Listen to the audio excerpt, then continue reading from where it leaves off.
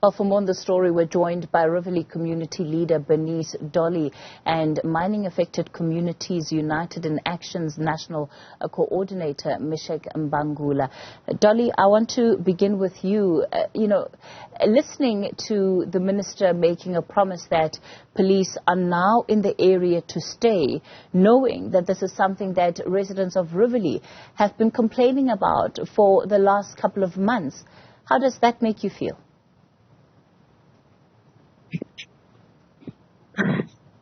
Sure.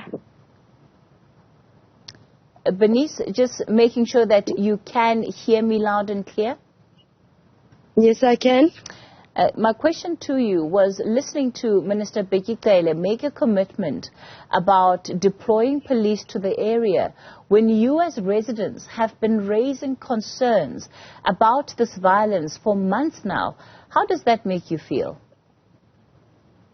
Okay, it makes us feel, in a way, we believe, and we also have doubt because it's been years that this community has been crying for help.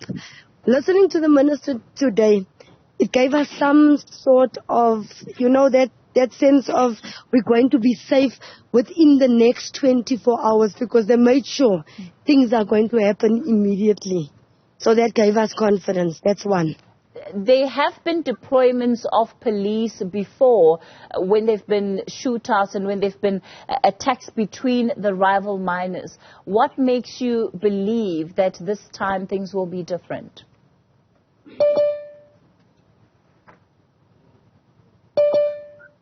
All right, it looks like we're having difficulties connecting to Bernice. Dollie, you saw there she's still out in the streets of her area tonight. That's Riverlea, where the minister paid a visit earlier on today. Meshack Mbangula, of course, you are representing the mining-affected communities United in Action.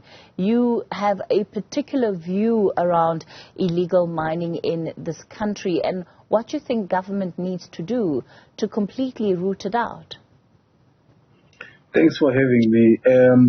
Our government and police, they like to react instead of being proactive. That's one problem that we're having.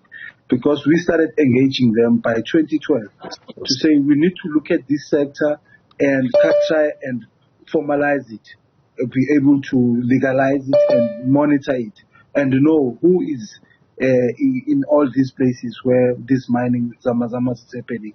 By 2012, by now, we should have been able to monitor and know these places, who's there, who's not there. But unfortunately, they prefer to say we are not talking to thugs. And now it has gone out of hand in such a way that is because of unemployment, everyone is rushing into these holes. And mostly what is important is that the mines that were mining before and left these areas without rehabilitating them are the very serious causes of this problem.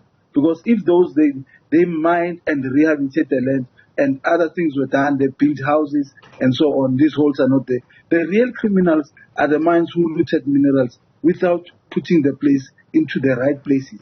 Now these very same people, they know that there is gold there, whatever minerals, they go there and now we find them gangsterism and so on. But if it was, they listen to us and we proactively we would have tried and solve this problem that way. Meshack, one of the difficulties now is that while organizations like yourself are propagating for the legalization of artisanal mining, what we're seeing around the syndicates that are involved in this industry that are now running the illegal operations, that has shifted the focus. And in fact, when you talk about artisanal mining now, it seems to have taken on a completely different meaning and almost neglects the fact that historically there are people from the broader SADC region who relied on artisanal mining for their survival. Exactly. When we started as early as 2012, we knew that there are people who were working in the mines. And after the mine closed, they didn't have any other skills but of mining, drilling, and so on. Those are some of the people who were doing those artisan miners. And that's when we said, rather, let's have these people, let's make this place safe and have these people working there because those mines were left without any other skills. and do that. By that time, it's under control, and we will be able to, by now to have controlled it and know that is this sector who belongs where, and monitor it.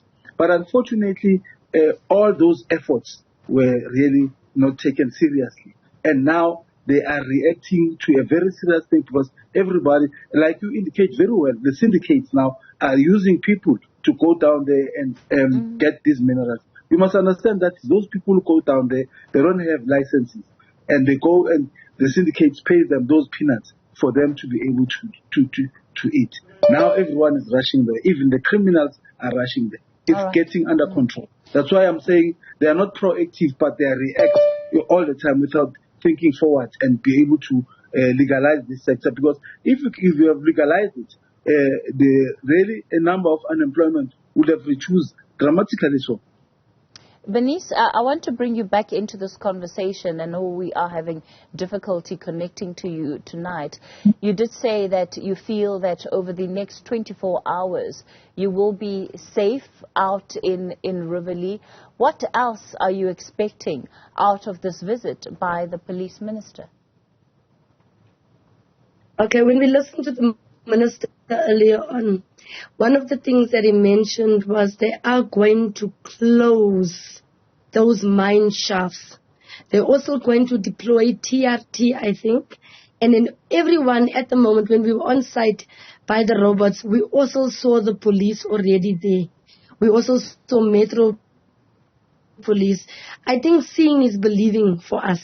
So today when we saw them there, yesterday they were also there, it gave us that calmness to say, something is happening. When we saw the minister in our community keeping his word, that is also something that made us say, the minister is in Riverlea. Somebody heard us. So something must happen. It can't just end here. Like we say, it's been years that we've been going through for those people, illegal mining, and now we're in our communities, in our streets. Stray bullets are flying. We're in danger. So yeah. Bernice, for those people that might not have the context of what's been happening there, of course, on some days at this time, residents are locked in their homes, and often it's when the shooting starts between the different gangs that are mining in Riverlea's backyard. Yes, we found out that it's 3 different gangs, actually 3 different groups, your Basutus. I think there are 3 different groups that are fighting amongst each other. But as you're saying, the stray bullets has already killed someone, and that person is not coming back. So we don't know who is next. By this time, the minute it gets dark, already we're behind doors. We are living in fear. And as I said earlier on, these guys don't care. Yes, they're fighting amongst each other, but they're living in a community, a multilingual community now. So there's kids in our communities, there's grandmothers. Those bullets or the machinery that they're using are not from this world. Those are mass machinery for mass destruction, for a war. We can hear in the night when they are shooting. You don't hear those guns here. It sounds like a war here in our communities. When we wake up in the morning, people in Extension 3 in Horseshoe are finding bullets and shells right in their yards. The windows are being broken, their cars, even the dogs are getting injured, which means when they shoot these guys, 3 groups now are shooting at each other. Where those bullets are landing, nobody cares about communities that is not even benefiting from this mining because they're not giving anything back. No, it's a devastating situation, Bernice. Yes. All right, unfortunately, we're losing Bernice Dollie there. She is a community leader in Riverlea, and Meshack Mbangula, National Coordinator of the Mining Affected Communities United in Action. So Bernice quite positive about the visit by the police minister yielding positive results. These protests, of course, sparked by the discovery of 5 bodies on Sunday morning.